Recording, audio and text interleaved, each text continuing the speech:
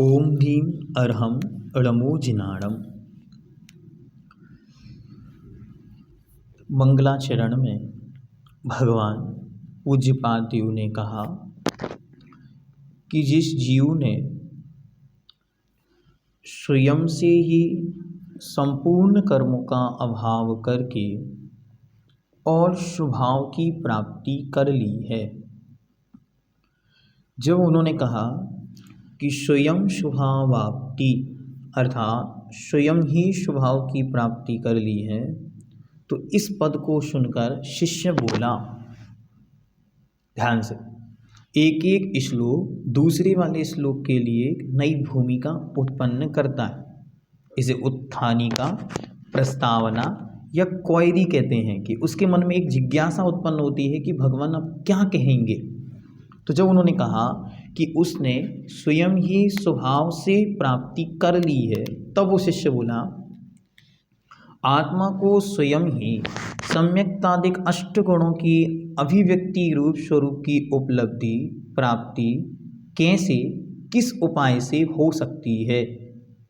ऐसा कौन सा उपाय है जिससे उसे ऐसी उपलब्धि हो सकती है, क्योंकि स्वस्वरूप की स्वयं प्राप्ति को सिद्ध करने वाला कोई दृष्टांत नहीं पाया जाता, और बिना दृष्टांत के ऊपर लिखित कथन को कैसे ठीक माना जाएगा। तब आचार्य इस विषय में समाधान करते हुए लिखते हैं। शिष्य प्रश्न पूछता है कि भगवान हमको ऐसा कोई उदाहरण देंगे तो हम समझ पाएंगे, लेकिन आपने अभी तक ऐसा कोई उदाहरण या हमारे सामने दिखता नहीं है। तो आचार्य से उदाहरण देते हैं कि कैसे स्वयं के स्वभाव की उपलब्धि होती है। श्लोक नंबर 2। योग्योपादान योगेन दृष्टः स्वर्णतामता द्रव्यादिष्वादिसम्पत्ता वात्मनोऽप्यात्मतामता।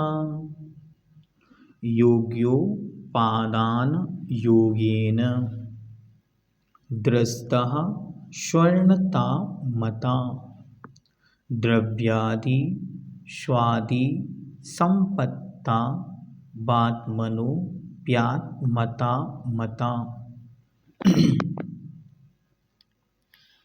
अब एक एक शब्द को देखें। योग्य उपादान के द्वारा या योग्य उपादान के मिलने पर दृष्टः अर्थात स्वर्ण का पाषाण, स्वर्ण पत्थर जिसमें स्वर्ण बनने की योग्यता है, वह स्वर्णतामता अर्थात स्वर्ण माना जाता है। जिस पत्थर में स्वर्ण बनने की योग्यता है, जब वह खदान में से प्राप्त होता है तो उसमें किट्ट कालीमा सब लगी होती है, लेकिन एक विशेष प्रोसेस के निमित्त से जब उसे गुजारा जाता है, अग्नि में उसे जलाया जाता है, तपाया जाता है, तब वह सोने पने को प्राप्त हो जाता है।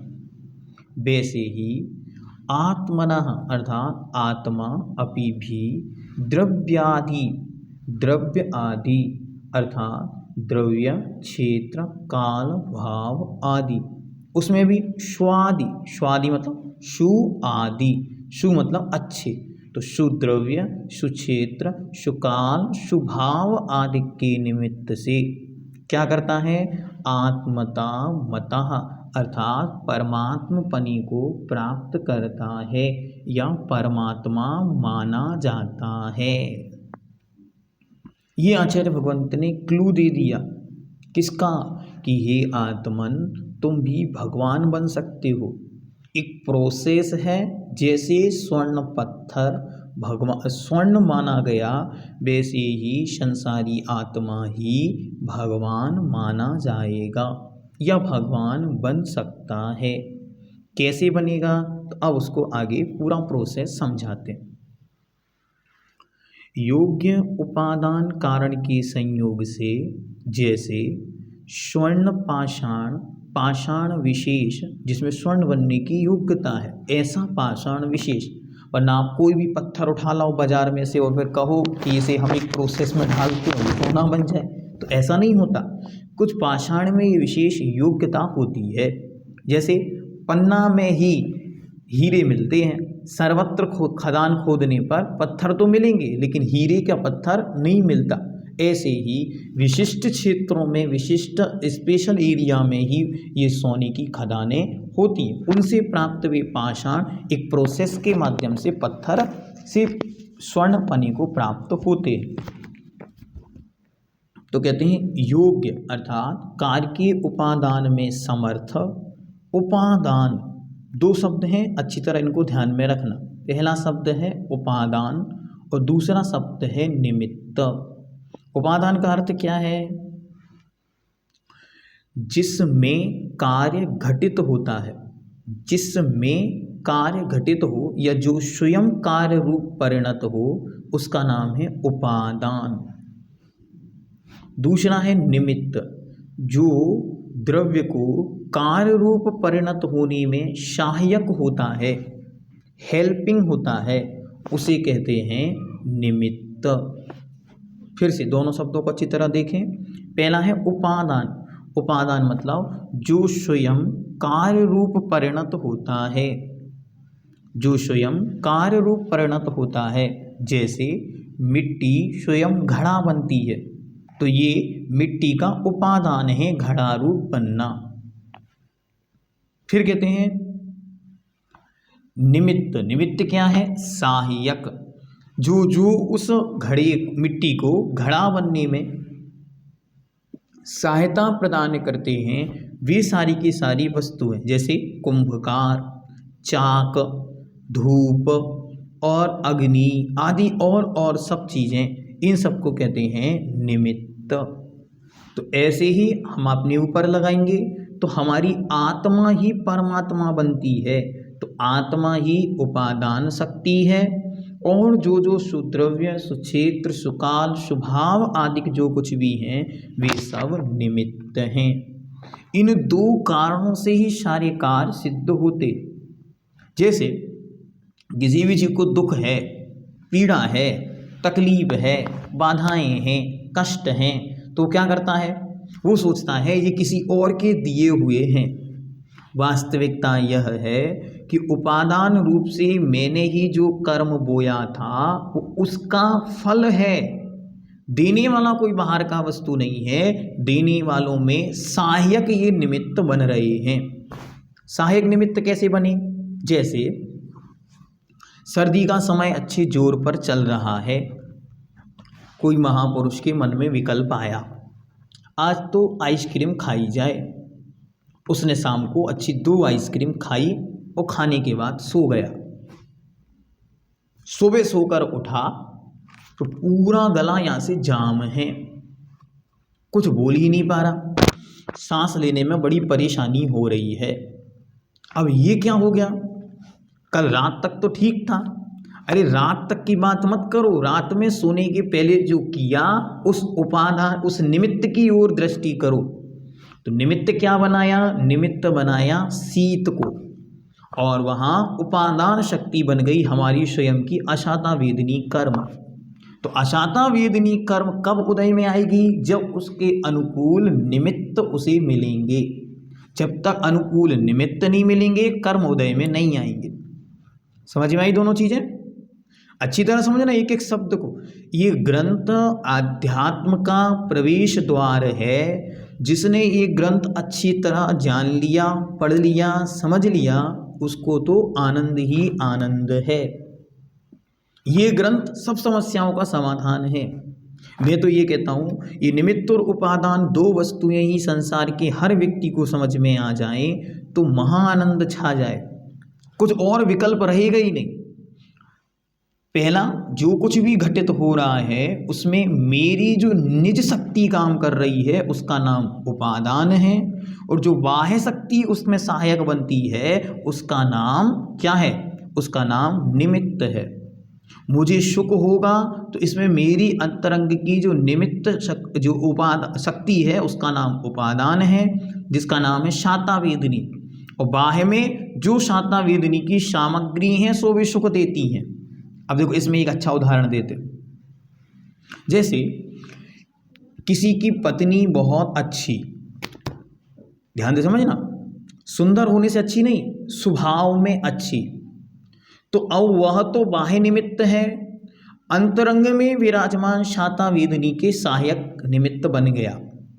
अब किसी की पत्नी स्वभाव में बहुत कड़ा, बहुत ही दुष्व्यवहार करने वाली, पति भी लगा सकते, वरना बहुत सारे लोग गुस्सा हो जाएंगे कि भैया जी आप हमारे साथ ही क्यों ऐसा बोलते, अपन पति लगा सकते हैं। किसी के पति स्वभाव में अच्छे, तो वो उनकी अंतरंग उपादान साता वेदनी का उदय और बाहर में निमित्त तद्रूप मिल गया। अंतरंग में बैठी हुई अशाता से बुरे निमित्त मिलेंगे। हम क्या करते हैं, हम बाहर वाले के हाथ पकड़ लेते हैं, तुमने गलत किया, नहीं, ना कोई हमारा अपमान करने वाला, न सम्मान करने वाला, ना ही कुछ देने वाला, ना ही कुछ लेने वाला, वो मात्र निमित्त है। 50% तो हम खुद हैं। तो ये 50-50% का अच्छी तरह यदि हम समझ जाएंगे कि 50% उपादान है, 50% निमित्त है, इसको कहते हैं हेतुद्वया विस्कृत कार्य लिंगा। दो हेतुओं के माध्यम से प्रत्येक कार्य की सिद्धि होती है। वे निमित्त हैं, एक निमित्त है अंतरंग का जिसको कहते हैं उपादान, और एक निमित्त है बाहर का जिसे कहते हैं सहायक निमित्त, सहयोगी। एक अंदर से सहायता देता है, एक बाहर से सहायता देता है। जब दोनों मिलते हैं तब काम होता है। इसी को हम भाग्य पुरुषार्थ में लगा सकते। बाहर में जो मेहनत हो रही है ये सहायक है, और अंतरंग में पुण्य का योग है, ये पुरुषार्थ है पूर्व का, जिसे हम भाग्य कहते हैं। तो ये पूर्व का भाग्य, वर्तमान का पुरुषार्थ, दोनों मिलकर कार्य की सिद्धि करते हैं। जैसे कोई व्यक्ति कहे, मनोज जी ने मानो मन बनाया, क्या मन बनाया, आज तो मुझे अच्छा अच्छा भोजन करना है, लेकिन नियम हमारा ये है, ना हाथ से उठाऊंगा, ना मुख से चबाऊंगा, दांतों से चबाऊंगा। क्यों? ये नियम इसलिए है हमारा क्योंकि हमारे पुण्य में लिखा है, केवली भगवान ने देख लिया है कि हमारे आज अच्छा अच्छा भोजन मिलेगा।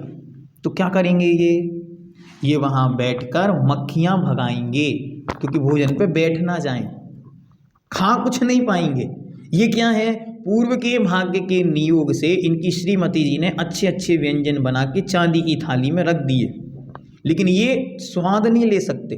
तो वो मिला, वो भाग्य है, वो निमित्त है। शक्ति किस में होनी चाहिए, अंतरंग के उपादान में। जब तक उसमें शक्ति नहीं, खाने वाला कुछ नहीं, ठीक है, आनंद आने वाला नहीं। अब देखकर आनंद लो। इसी को हम घटित करते हैं पूजन पर। लोग कहते हैं भैया जी हम भाव पूजा रोज करते हैं। हम कहते हैं जैसे आप इस जन्म में भाव पूजन कर रहे हैं, अगले भाव में ऐसे आपको भाव भोजन मिलेंगे। भाव भोजन का मतलब क्या? भाव भोजन का मतलब ये, सटरस व्यंजन सामने रखे होंगे और आपको डायबिटीज हो जाएगी। सटरस व्यंजन आपके सामने रखे होंगे और आपके हार्ट की ब्लॉकेज आ जाएगी, तो सारे के सारे व्यंजनों में से घी अलग करना पड़ेगा, और थोड़ा थोड़ा सा इसमें से थोड़ा सा, इसमें से थोड़ा सा, इसको कहते हैं हाथ लगा के पूजन कर दी। कोई व्यक्ति हाथ लगा के पूजन करता ना, उसको ऐसे ही हाथ लगा के भोजन मिलेगा कि बस देखता है भोजन को, कर नहीं पाता। ये क्या है? ये है निमित्त उपादान को समझना। ठीक, अब आगे चलते। पूज्यवर क्या कह रहे हैं? योग्य उपादान कारण के मिलने से पाषाण विशेष, जिसमें सुवर्ण रूप परिणमन होने की योग्यता पाई जाती है, वह जैसे स्वर्ण बन जाता है, वैसे ही अच्छे द्रव्य, अच्छे क्षेत्र, अच्छे काल और अच्छे भावों की संपूर्णता होने पर जीव संसारी आत्मा निश्चल चैतन्य स्वरूप को प्राप्त हो जाता है। सामान्य शब्दों में कहें तो संसारी प्राणी जीव आत्मा से परमात्मा बन जाता है।